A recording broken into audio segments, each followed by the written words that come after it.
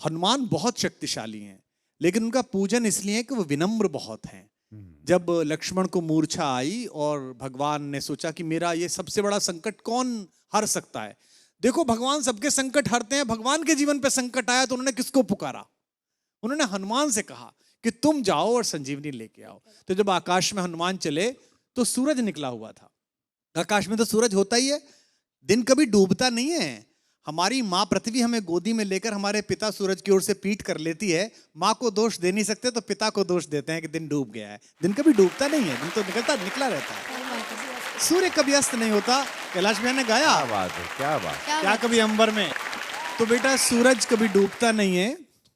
तो सूरज आकाश में मिला, और अगर सूरज इधर निकल जाता जहां लक्ष्मण लेटे हुए थे तो भगवान के जीवन का सबसे बड़ा संकट आ जाता। उनका भुजा जैसा भाई, जिसे वो अपनी भुजा कहते हैं दाहिनी, वो पृथ्वी छोड़ जाता। भगवान सहन न कर पाते, तो इतना बड़ा काम करने गए, और कितने ताकतवर थे, पंच तत्वों में से एक पवन के बेटे हैं। सूरज से मिले तो उन्होंने कितनी विनम्रता से बात की। रवि भाई सूरज से बोले, हे सूरज इतना याद रहे संकट एक सूरज वंश पे है। ये नहीं कहा कि मैं तुम्हारे लिए प्रार्थना कर रहा हूं, तुम्हारा ही खानदान है ना, सूर्यवंशी राम का भाई परेशान है, तुम भी सूर्य हो, तो आप ही के खानदान का काम करने जा रहा हूं। विनम्रता देखना आप कितने पोलाइट हैं, है ना। ये सूरज इतना याद रहे संकट एक सूरज वंश पे है, लंका के नीच राहु द्वारा आघात दिनेश अंश पर है। मेरे आने से पहले यदि किरणों का चमत्कार होगा तो सूर्यवंश में सूर्यदेव निश्चित ही अंधकार होगा। कितना प्यार से बोल रहे हैं देखो आप। इसलिए छिपे रहना भगवान। जिसने राम के अलावा किसी को भगवान नहीं माना वो हनुमान सूर्य से कह रहे हैं, इसलिए छिपे रहना भगवान, जब तक न जड़ी पहुंचा दूं मैं, बस तभी प्रकट होना भगवान, जब संकट निशा मिटा दूं मैं। आशा है स्वल्प प्रार्थना, ये जरा सी प्रार्थना सच्चे जी से स्वीकारोगे, आतुर की आर्त अवस्था को होकर करुणार्थ निहारोगे।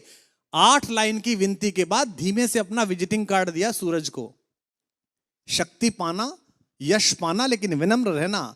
आशा है स्वल्प प्रार्थना ये सच्चे जी से स्वीकारोगे, आतुर की आर्त अवस्था को होकर करुणार्थ निहारोगे। अन्यथा क्षमा करना दिनकर, अंजनी तने से पाला है, बचपन से जान रहे हो तुम हनुमत कितना मतवाला है। अन्यथा क्षमा करना दिनकर, अंजनी तने से पाला है, बचपन से जान रहे हो तुम हनुमत कितना मतवाला है। और धमकी भी कैसी दी। ये जो रवि भैया खड़े हैं ना आपके बगल में, इनके इलाका जहां से शुरू होता है वह धमकी ऐसी दी जाती है कि इतना गोली मारेंगे कि खोखा बेच के करोड़पति हो जाइएगा। लेकिन हनुमान जी ने कैसी धमकी दी, कितनी विनम्रता से। ऐसा कोई नहीं बोलता, ऐसे बनना सब। आशा है स्वल्प, अन्यथा क्षमा करना दिनकर, अंजनी तने से पाला है, बचपन से जान रहे हो तुम हनुमत कितना मतवाला है। मुख में तुमको धर रखने का फिर वही क्रूर साधन होगा, बंदी मोचन तब होगा जब लक्ष्मण का दुख मोचन होगा। स्वर में स्वर भारत, शनिवार और रविवार सुबह 10 बजे ZTV और ZEE5 पर।